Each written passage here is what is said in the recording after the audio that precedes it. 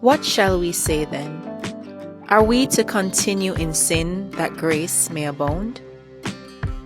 To begin this week, we explore how Paul directly counters the erroneous argument that too much emphasis on grace will cause believers to live an immoral lifestyle.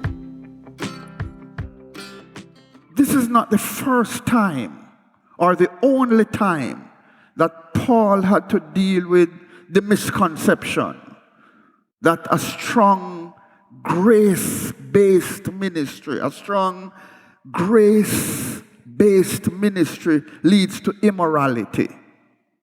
He had to deal with that all the time. He always had to deal with that misconception. For example, if you read Romans chapter 6 and verse 1, he writes, "What shall we say then? Are we to continue in sin that grace may abound?" Now, why did Paul write that? Well, the New Living Translation renders the verse as follows. "Well then, should we keep on sinning so that God can show us more and more of his wonderful grace?" Why would that question arise? The question asked by Paul in this verse is rhetorical in its nature, so far as Paul is concerned. Paul raises the question in order that he might explain the method that God has ordained for believers, you and I, to live a victorious life over sin. We must understand that the question was not original with Paul. Paul understood grace, and the question would never have occurred to him. Paul would never have thought to ask such a question. But the question would no doubt have been posed to him over and over again by either legalistic people or misinformed people who did not understand the grace of God. Every time Paul spoke about the grace of God, every time he wrote about the grace of God, every time he preached about the grace of God, every time he taught about the grace of God, there were many people who had a problem with what he was saying. And that is still the case today. Paul asks, "What shall we say then?" And we ask, say then to what? Say then to what? Now, in order to answer that question, we have to go back to verse 20 of the previous chapter. Romans chapter 5, verse 20, where Paul makes a most astonishing statement. This statement is why the question was asked in verse 1 of the following chapter. What is the statement? "Now the law came in to increase the trespass, but where sin increased, grace abounded all the more." Paul informs us in this verse that when the law was introduced, sin increased.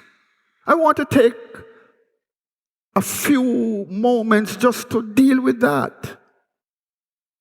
When the law was introduced, sin increased.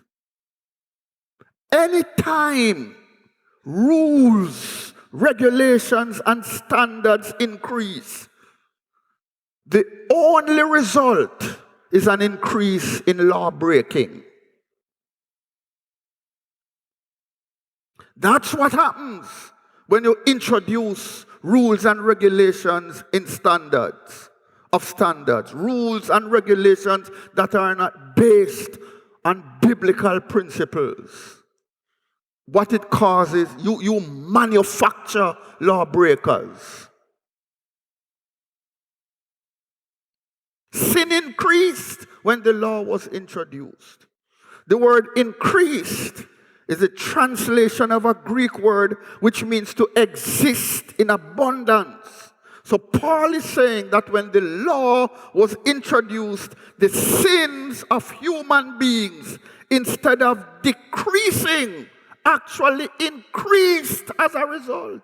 We think that if we just had more rules and regulations, more standards, people would behave better. Try it and see. Everywhere it has been tried, people behave worse. Thankfully, God found a way to counteract the awful increase of sinfulness that the addition of the law provoked. Paul advises us that where sin increased, grace abounded all the more. The phrase abounded all the more, grace abounded all the more. That phrase is the translation of a Greek word which refers to an abundance which is more than enough.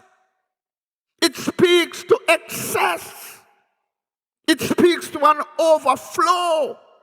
But in addition to that, Paul prefixes a preposition to the word which means to be over and above. Paul is saying literally, where sin increased to the extent that it existed in abundance, grace increased to the extent that it existed in superabundance, and then some more grace on top of that.